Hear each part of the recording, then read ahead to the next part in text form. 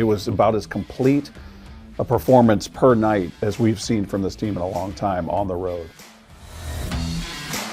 Biggest takeaway is they could have gone 6-0. I mean, it was, considering how they had played in previous road trips, I think it was fair to be skeptical, concerned, anxious about this road trip. So, it was go 4-2.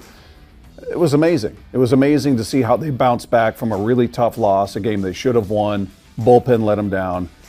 And that's a situation where maybe a lesser team could have crumbled. A team that struggled on the road could have certainly crumbled, and they come roaring right back, and they win the series in Kansas City. They sweep the Astros. I mean, I think they showed something they hadn't shown on the road in quite some time. Whether you're going to talk about what the bullpen did, what the starters did, what the offense did, it was about as complete a performance per night as we've seen from this team in a long time on the road. Julio got the tone set right out of the gate with the home run in game one, and they got to Hunter Brown. Hunter Brown is going to be a finalist in the Cy Young Award vote at the end of the season. You're not beating up on the Sisters of the Poor. You're beating up on a team that, has one of the elite pitchers in baseball. Framber Valdez is another guy. Yeah, he's combustible, he's emotional, but as they kept saying on the broadcast, he's a guy who could easily go 7 or 8 innings and allow 1 run and just dominate. We've seen him do it, and you knocked him out of the game. I mean, you went 1 by 1 by 1. So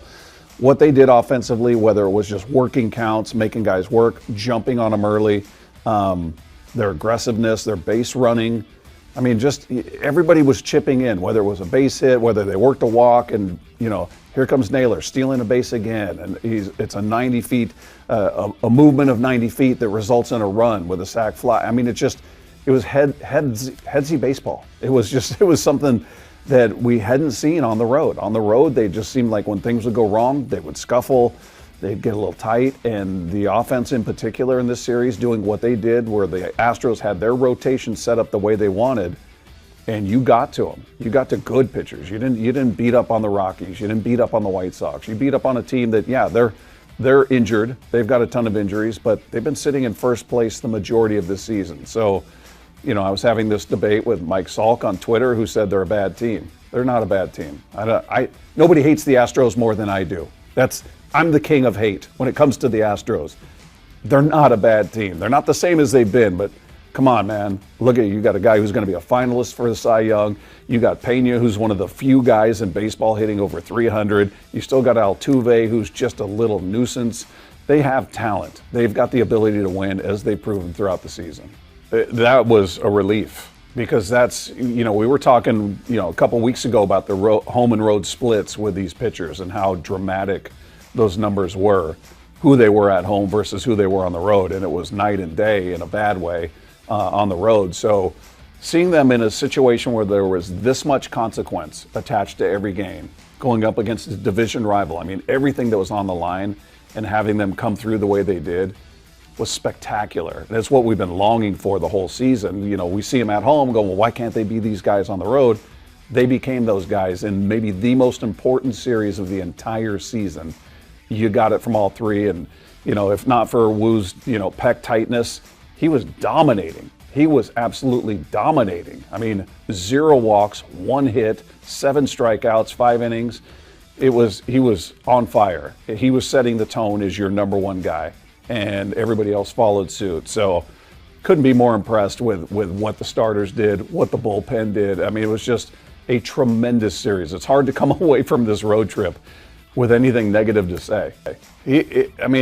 I'm running out of things to say about Cal. I think everybody is, because it's just been so consistent throughout the entire season. We're trying to find new ways to describe what it is he's doing, because we've never seen it. You've never, in the history of this game that's well over a century old, well over, you've never seen a catcher do anything like this. Hasn't happened.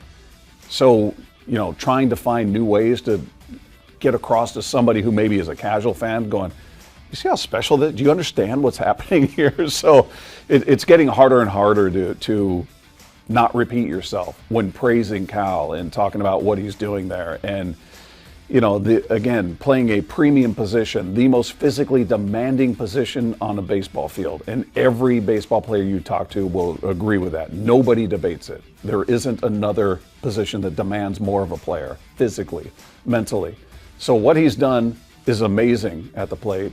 But what he's done with this rotation, what he's done with that bullpen, nursing these guys through innings where that bullpen was running on fumes in Houston. You had Bizardo and Munoz going 3 days in a row. And you had guys that were not as sharp as they normally were. And there's Cal getting them through it. And I think that's something that gets lost in the conversation because we all look at the stats, we look at the numbers for good reason. But that's sort of a lost art. And that's something that maybe doesn't get enough play is what he does to get these guys through when they're struggling, when they're scuffling, and finds ways to get innings, get length out of your starters, get some production out of your bullpen when they're tired, when they're being overused. So he's tremendous in the way that he calls a game, in the way that he works with these pitchers, and I'm just hoping the voters, the 30 voters out there, keep that in mind when they're comparing him and Aaron Judge. It's massive. It's a buy. You get rest. I mean, this bullpen has been used a lot. I mean, think back, it wasn't that long ago where you had, your starter go 2 innings and another one go 4 innings or 4 1/3, and there were extra innings. You had the bullpen covering 8 1/3, and then the next night 6+. They've been asked to do a lot. So, everybody needs a rest. Everybody needs a break. But the bullpen, and we'll see what goes on with Brian Wu. If this is a lingering thing, that's crucial for him to get rest. That's your number one starter. And all the guys. I mean, you've had everybody in that rotation outside of Luis Castillo now deal with an injury of some sort. So rest is key. Playing at home obviously is massive for this team, but getting a bye, I think, is huge because they are hot at the right time. It's all hands on deck, as we've seen. And they're, just this mad dash to the end of the season, 6 games to go, everybody's available. So when it's all said and done, and if they're sitting there with the number 2 seed, that rest, that bye is going to be massive for the Mariners. They need that rest, and they come in rejuvenated. They come in off that kind of rest. Scary team. I don't think anybody wants to face this team. Bonus question: how much will you cry if they win the AL? A lot. I'm not ashamed to admit in 2022, I was in the stands watching the game. Cal hits the home run. I had tears.